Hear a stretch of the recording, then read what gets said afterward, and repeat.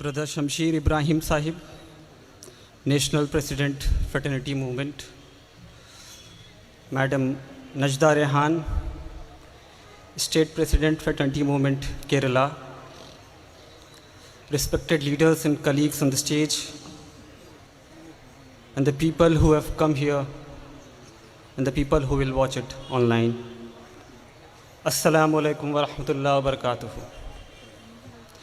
Before I begin, I would like to congratulate Brother Shamsheer Ibrahim Sahib for being elected as the new president of Fraternity Movement.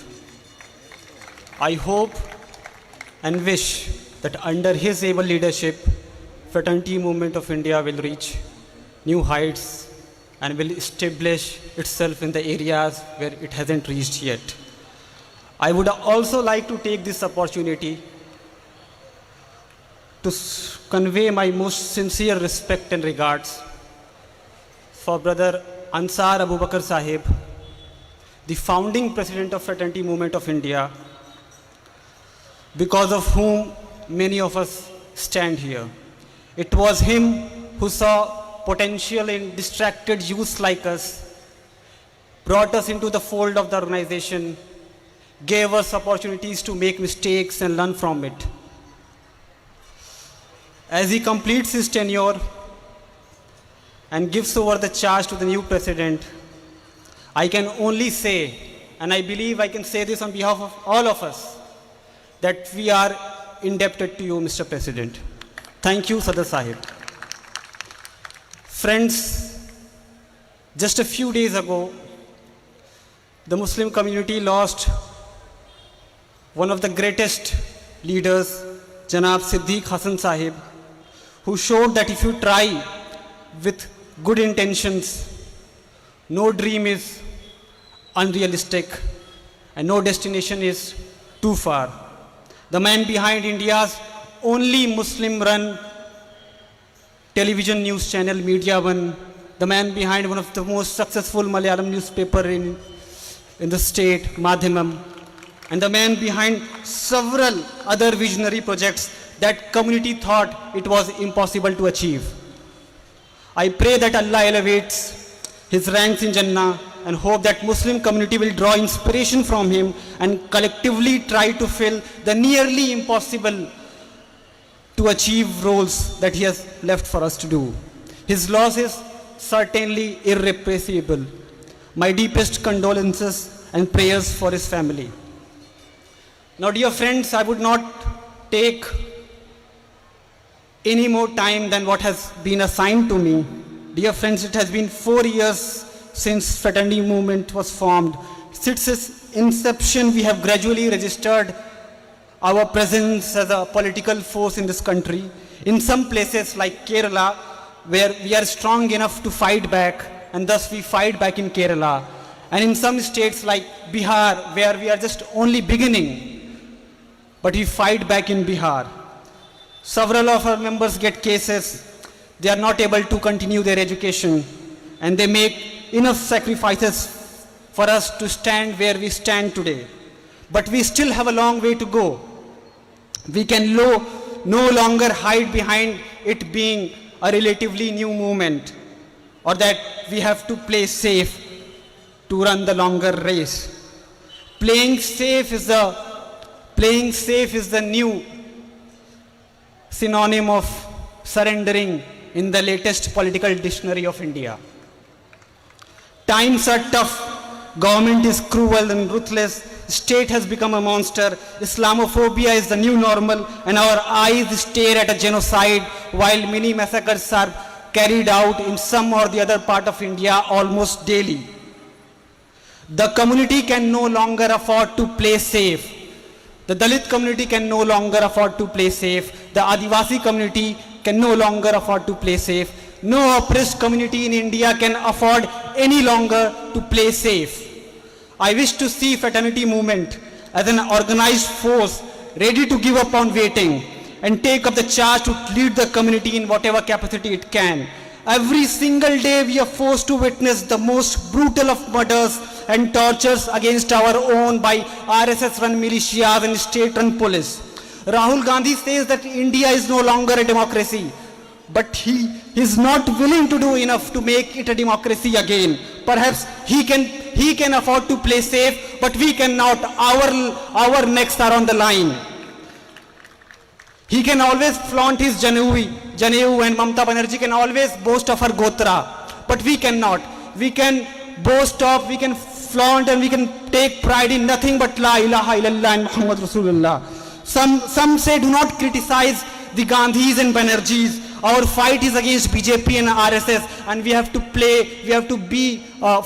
pose a larger fight. These people suffer from severe memory loss. Because last time I checked, it was the Muslim community who was fighting BJP and RSS the day it was formed. It was the people from the community of Rahul and Banerjee who supported the RSS and BJP. Last time I checked, the Muslim community was the one who was supporting all the political organizations in the country who called themselves secular. Now they ask us to not even be angry and show our disgust. They might not believe, but we have read our history of how Congress told Quaid-e-Azam and Baba Saheb that either you are with us or you are with the Britishers. Let me tell you that we are with none except for our dignity and rights. We are against none except treachery and oppression. And I'm here to tell you that it is okay to be angry. Completely natural and understandable given what has happened and what is happening. We should be angry, in fact. But just keeping anger in our hearts is not going to do us any good. All of you who have anger should collectively express it. Make them feel that you are angry. Your collective anger has amazing powers. Let them not school you into behaving the way they want you to behave. Fraternity movement doesn't represent Muslims alone, but it will surely represent the anger of all the oppressed communities. Look at us. Who are we? I am here to tell you that we are a group of mad people who are angry and are not ready to be toned down by people who are unhappy about us being angry. We will express our anger, we will shake things up, we will bring things to a halt, we will turn their world upside down. They want us to play by the rules, but first they have to include us in the game. The game is rigged, the rules favor the people of one particular religion and one particular caste. And let me tell you, we are not interested in your game anymore. You asked us to let us go of Babri Masjid and celebrate the fact that it will now be known as Ram Mandir. And the people who did that, who brought down our masjid, can do that because they could do that. You said it was to ensure peace, but my and our rule book says that without no justice, there is no peace. I'll repeat it, so can you, that no justice, no peace. Our existence says that we are not afraid of the police and state anymore. Now just yesterday, a court verdict allowed ASI to survey the Gyan Vyapi Masjid in Varanasi to look if they can find any trace of a temple beneath it. That's manifestation of RSS slogan of Ayodhya to bas jhanki hai, Kashi Mathura baki hai. I want to tell you that Kashi is not Ayodhya, and we are not deaf and dumb and weak. We are a bunch of mad people who are angry. You can no longer strip us of our dignity, because we have learned that there's a dignity in fight.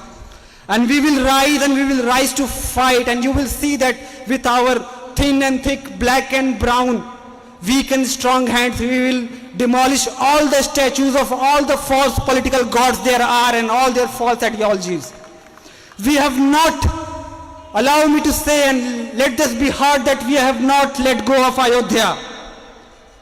We have not forgotten that you killed us for cattle, for your weak masculine Hindutva pride, for you started loving the taste of blood. History will remember that we fought.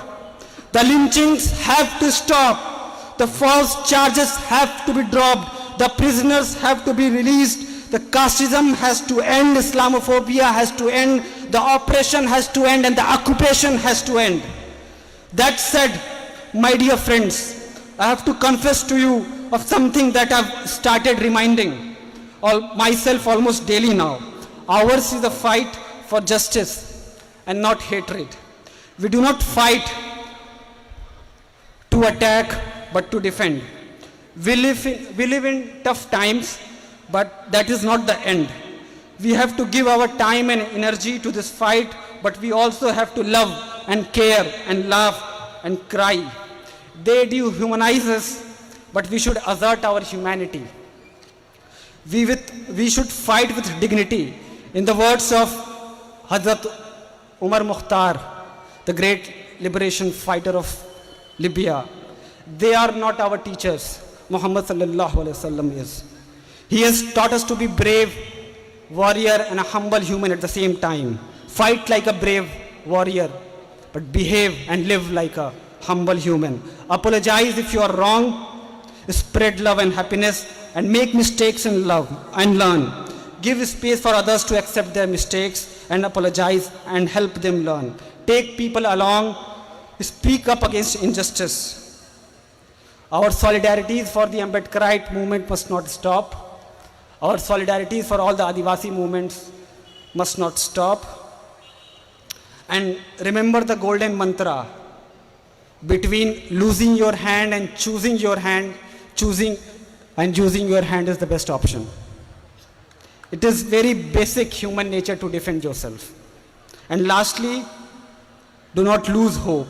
I know at times it is very difficult to find hope, but you know what we are fighting against?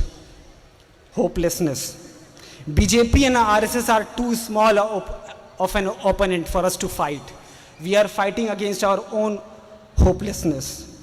We have to have faith. Things will be better, inshallah. I'd like to end here. My time's up. I'm reminded of something that Brother Ansar Abu Bakr Sahib said in one of the meetings when somebody referred to us, all of us, as the future leaders of this country. He stopped immediately and said, "No, you are not the future leaders of this country. You are the leaders of this country." So my friends, lead the fight with dignity and bravery. As Malcolm Al-Shabazz said, truth is on the side of the oppressed. Thank you so much. Assalamu alaikum wa rahmatullahi wa barakatuh. Thank you.